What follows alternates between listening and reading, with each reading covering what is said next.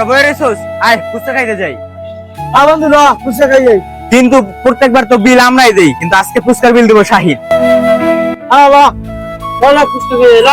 না বন্ধু আমি যাবো না, ভালো লাগে না বন্ধু, যা আমি যাবো না বন্ধু, যা তোরা, ভালো লাগতেছে না বন্ধু।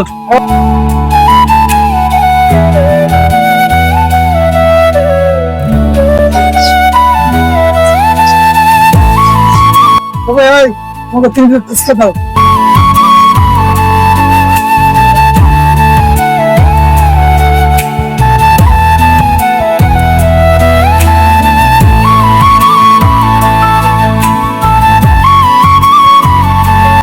ওই শাহিন ঠিক আছে